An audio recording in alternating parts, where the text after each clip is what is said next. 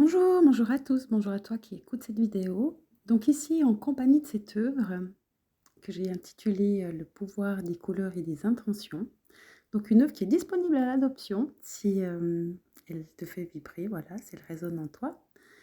Déjà, pour commencer, je m'excuse pour la qualité sonore qui n'est pas top top. Bon, l'essentiel est la profondeur du partage. Donc, j'ai senti l'appel il y a quelques jours de créer cette vidéo pour vous partager une réflexion. Voilà, si vous en êtes déjà conscient, bien merci et voilà, sinon ça sera un rappel.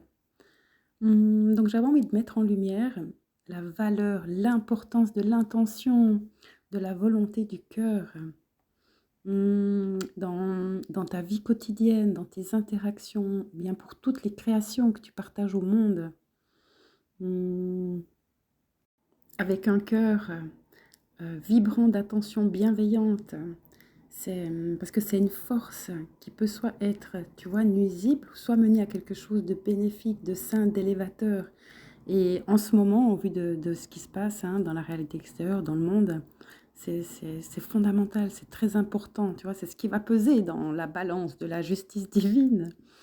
Et puis comme l'une de mes activités, la création d'œuvres d'harmonisation et d'activation, donc pour accompagner le processus de libération et de guérison, d'ascension vibratoire en cours. C'est aussi un partage au sujet du pouvoir des vibrations couleurs, des rayons sacrés, ces couleurs que vous vibrez aussi, donc du pouvoir des couleurs sur nous-mêmes, sur notre lieu de vie, et l'art, aussi le domaine artistique. Bon, tout est lié, tout est interconnecté de toute façon. Puis on nous a appris à l'école que notre corps était fait de matière, mais on sait aujourd'hui que notre corps est vibratoire, qu'il est constitué d'énergie qui vibre à des niveaux particuliers. Les couleurs ne sont pas que visuelles, ce sont de puissantes vibrations qui résonnent avec notre être multidimensionnel, qui vibrent à leur propre fréquence, à une certaine longueur d'onde.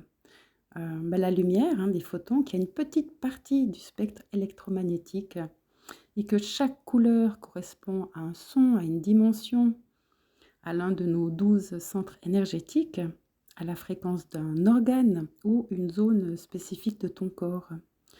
Puis voir où elles interagissent avec ton âme, ton cœur.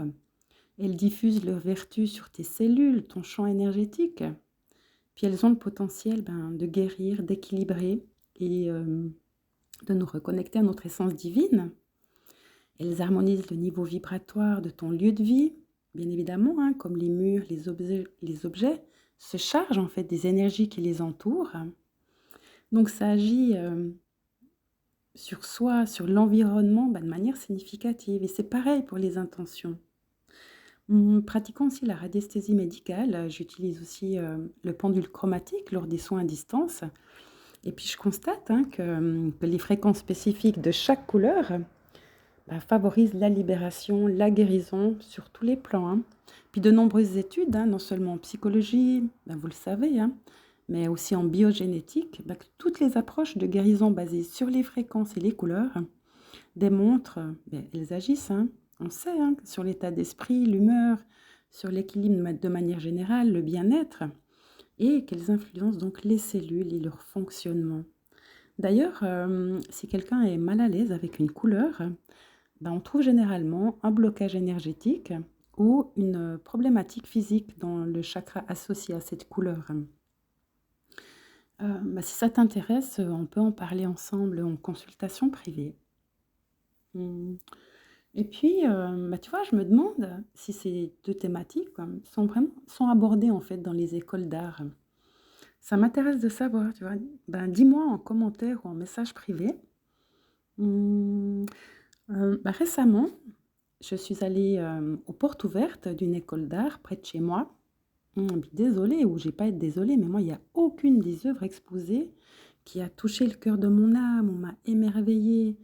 J'ai pas vu, de message élévateur ou de réflexion profonde sur ce qui était partagé. Ça m'a profondément interrogée, tu vois? Je me suis dit: «Mais qu'est-ce qui est partagé aux jeunes artistes?»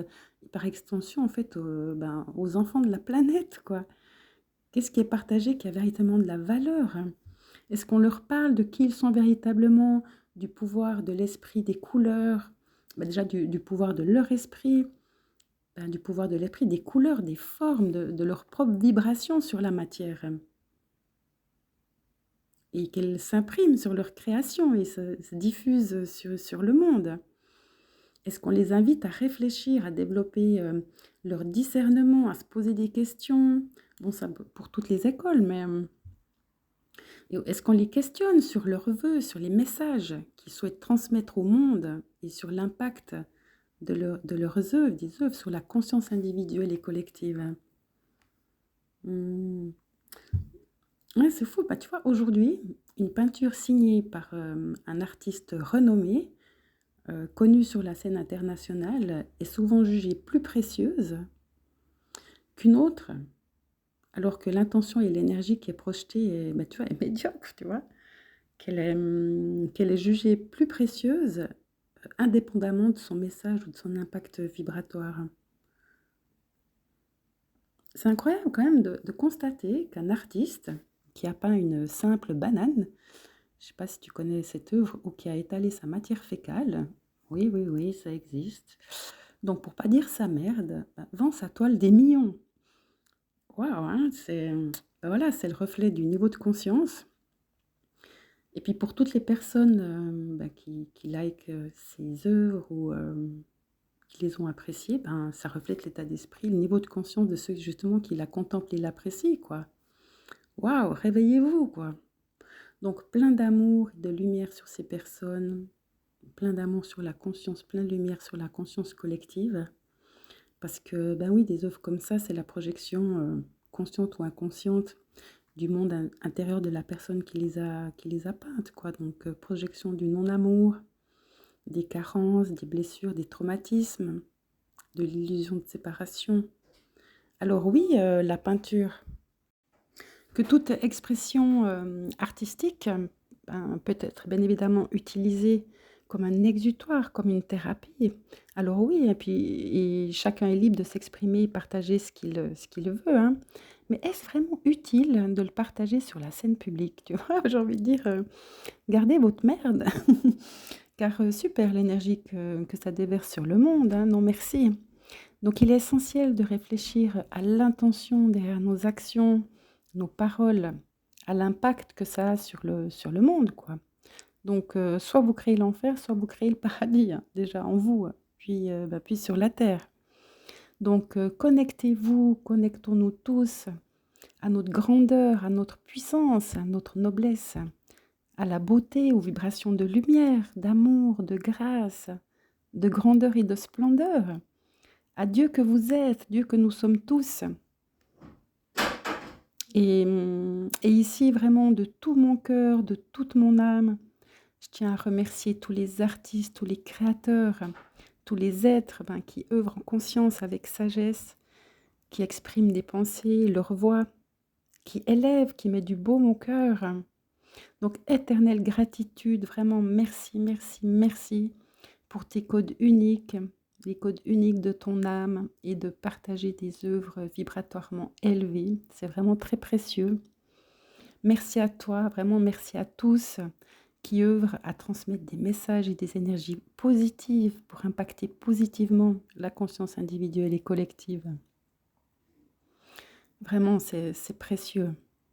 Et bah, pour moi, l'art véritable, bah, c'est celui qui est connecté au divin, à la présence, à l'amour, et qui est là pour apporter de la beauté, de la joie, de l'amour à l'humanité.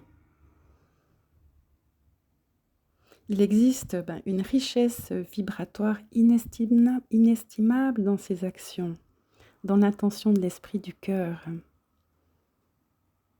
Tu vois, il est essentiel de reconnaître cette dimension vibratoire en tant que valeur ajoutée pour ton énergie qui est précieuse, pour l'onde du monde, pour élever les fréquences. Bien évidemment, c'est avant tout une œuvre de transformation alchimique en soi-même, mais waouh, en être conscient.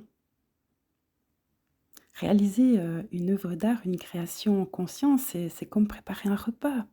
Si tu le fais rapidement, sans être vraiment présent, voilà, en pensant à hier ou à demain, on, on te laisse envahir par des énergies négatives, ben, qu'est-ce que tu vas manger? Qu'est-ce que tu vas mettre en toi-même? À l'inverse, imagine que tu prépares ton plat avec amour, dans un espace sacré, que chaque ingrédient est choisi avec soin, lavé et préparé avec bienveillance, que tu célèbres cet instant avec gratitude pour ce que la terre t'offre, que tu es conscient que ce que tu consommes ben, est précieux, que ces aliments ils sont issus de notre mère terre, ben, ça devient waouh, une véritable offrande pour toi-même, pour tes enfants, tes proches, à qui tu souhaites offrir le meilleur. Donc, ouais, que veux-tu pour toi, pour les êtres que tu aimes, pour ce nouveau monde qui émerge? Puis est-ce que tu as des enfants? Qu'est-ce que tu désires pour eux, pour leur présent, leur avenir? Donc voilà, hein, être attentif ben, à ce que tu écoutes, à ce que tu manges, à ce que tu apportes chez toi, à quelles énergies tu te connectes. Donc voilà, voilà les amis, soyez conscients de ce que vous partagez, ce que vous transmettez au monde. Et ben, la lumière que nous sommes, la lumière qui œuvre en nous, les couleurs, qu'elles viennent du soleil ou de notre cœur, mais elle est essentielle à toute vie sur Terre. Voilà, plein d'amour, plein de joie, plein de lumière à vous et pour vos proches. Merci.